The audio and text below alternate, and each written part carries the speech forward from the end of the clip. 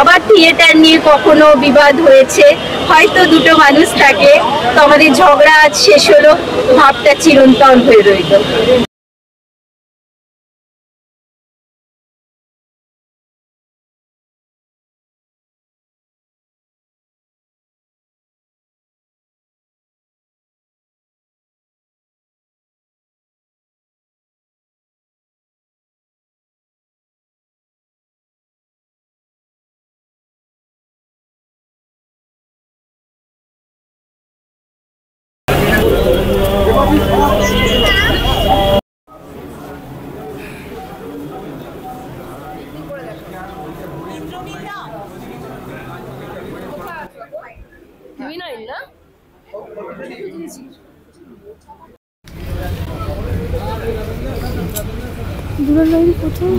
ওখানে চলে গেছে, বাইকটা নিতেই বাবার সঙ্গে স্মৃতি, আমাদের ভাব এবং ঝগড়াটা শেষ হয়ে গেল, ভাবটা থাকলো। আমি তো ওর কাছেই থিয়েটার করেছি, ওর কাছেই আমি থিয়েটার শিখেছি, ওর হাত ধরেই আমি থিয়েটারে গিয়েছিলাম। আদারওয়াইজ যেমন আমার বাকি বন্ধুরা যেমন ছোট থেকে থিয়েটার করেন, আমি ওরকম করিনি, আমি ওনার হাত ধরেই থিয়েটারে গিয়েছিলাম। তো সেই হিসেবে হি ওয়াজ মাই টিচার অলসো। আমি আমার ভালো লাগার জন্য কখনো কামনা করিনি যে বাবা তার অসুস্থ শরীর নিয়ে এবং তার ক্রিয়েটিভিটি গুলোকে বাদ দিয়ে বেঁচে থাকুন, কারণ উনি ক্রিয়েটিভ মানুষ ছিলেন। আপনারা সবাই আমরা কিছু না কিছু কাজ করি, আপনারা যেমন সংবাদ পড়া ছাড়া এমনি দাঁড়িয়ে থাকতে পারবেন এটা ভাবতেই পারেন না, উনিও তেমনি ভাবতে পারতেন না যে থিয়েটার ছাড়া উনি থাকবেন। তাই উনি চলে যাওয়াতে একটু ঠিক আছে।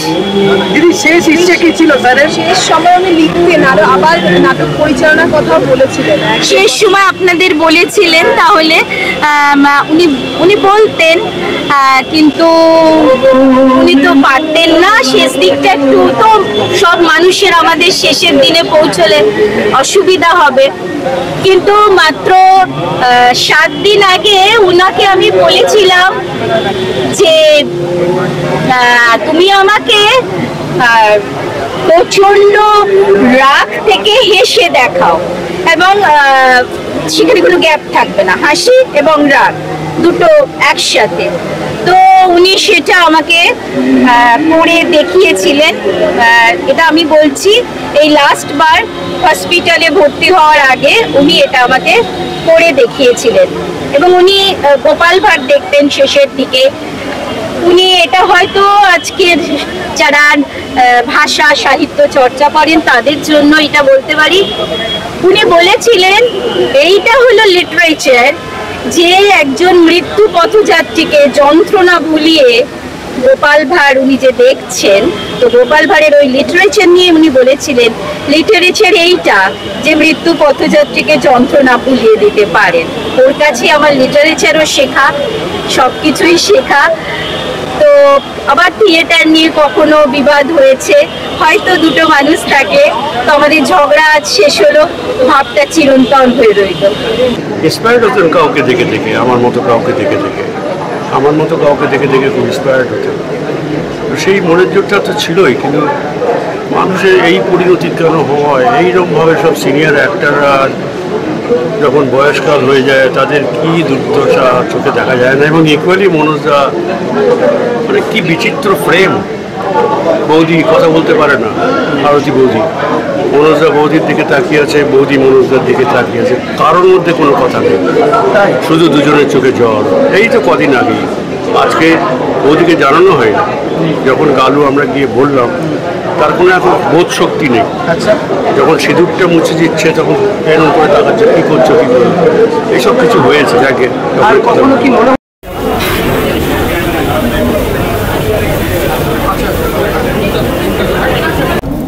উনি চলে যাননি, উনি থেকে যাবেন, কিছু কিছু মানুষ চলে যান আর কিছু কিছু মানুষ থেকে যান। মনোজ মিত্র সেই রকম একজন মানুষ যিনি কিংবদন্তি মানুষ, এমন একজন নাট্যশিল্পী, এমন একজন অভিনেতা, এমন একজন পরিচালক এবং বিশেষ করে এমন একজন নাট্যকার, মানে নাটক যিনি রচনা করেছেন যেগুলো থেকে যাবে, যেগুলো যখনই কোথাও বাঙালি বাংলা ভাষায় নাটক করতে চাইবে তখনই দেখা যাবে যে সেখানে মনোজ মিত্র আছে। কেননা মনোজ মিত্রের রচনার দিকে, নাট্য নির্মাণের দিকে বাঙালিকে বারবার ঘুরে আসতে হবে এবং সারা পৃথিবীব্যাপী, পৃথিবীর কোনায় যেখানেই বাঙালি নাটক করতে চাইছেন, ভাবছেন, তিনি শিক্ষানবিশী হতে পারেন, তিনি নতুন মানুষ হতে পারেন, তিনি অনেক দিন করছেন হতে পারেন, যেমন মানুষই হোক না কেন, তারা কিন্তু মনোজ মিত্রের নাটকের কাছে ফিরে যান বা শুরু করেন সেখানে।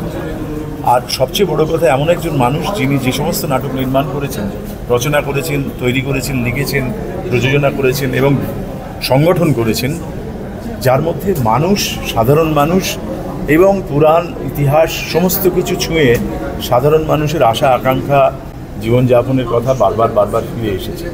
সেই যাপন যার মধ্যে আমরা বাস করি, আমরা সাধারণ মানুষরা বাস করি, তাকে নানান রঙে রাঙিয়ে আমাদের সামনে হাজির করেছেন। এই রকম মানুষ অভাবনীয়, ভাবা যায় না। মানে আর সবচেয়ে বড় কথা, ওনার মধ্যে যে রসবোধ, বাঙালির যে নিজস্ব রসবোধ, সেই রসবোধের একটা মানে একবার ধ্রুপদী জায়গায় তাকে নিয়ে যেতে পেরেছিলেন। রসের মধ্যে দিয়ে রসের অভাব এবং পরিপূর্ণতা, এইগুলো বারবার আমাদের সামনে উনি নাটকের মধ্যে দিয়ে হাজির করেছেন। অসামান্য অভিনেতা ছিলেন, পরিচালক হিসেবেও দারুণ কাজ করেছেন। এমন কিছু নাটক আছে যেগুলো উনি করেননি, অন্য মানুষরা করেছেন, সেই সমস্ত নাটকও এখন কালোজয়ী হয়ে গেছে। আমার ধারণা ওনার নাটক বারবার ফিরে ফিরে বিভিন্ন সময়ে বিভিন্নভাবে অভিনয় হতেই থাকবে। সভ্যতা, সংস্কৃতি যতদিন থাকবে ততদিন মনোজ মিত্র আমাদের মধ্যে থাকবে, এটাই বলা। ধন্যবাদ। মানে অপূরণীয় ক্ষতি।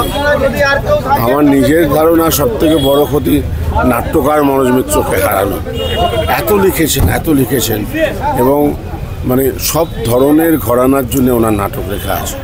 অফিস পাড়ার নাটক মনোজ মিত্র, পাড়ার নাটক মনোজ মিত্র, স্কুলের কলেজের রিউনিয়নের নাটক মনোজ মিত্র, গ্রুপ থিয়েটারের সিরিয়াস ড্রামা মনোজ মিত্র। ওনাকে ছাড়া নাট্য জগতের পদক্ষেপ ফেলাই খুব মুশকিল। ভীষণ উপকারী একজন নাট্যকার। বাকি দিকগুলো, উনি অভিনেতা কেমন, ওনার পরিচালনা কেমন, ওনার প্রযোজনা কীরকম, সেগুলো তো মানুষ দেখেছে, তাই নিয়ে আর বলার কিছু নেই। কিন্তু আমি বলছি, একজন মানুষ যদি এমন হয় যে রেগুলার নাটক করে না, ধরে বেঁধে একবার করায়, কেউ যদি একটা নাটক করে থাকে সেটা মনোজ মিত্রেরই করেছে। এত লিখেছেন এবং এত সুলেখক, অসাধারণ। আর বন্ধু হিসেবে, আমাদের সিনিয়র হিসেবে অসাধারণ মানুষ। আমি দুটো চরিত্র, আমার সৌভাগ্য, মনোজ মিত্রের দুর্ভাগ্য, দুটো চরিত্র নাটকে ওনার করার কথা ছিল, সেটা পরবর্তীকালে আমি করি। একটা কিং লিয়ারে গ্লস্টার, আর একটা চিরকুমার সভাতে রসিক।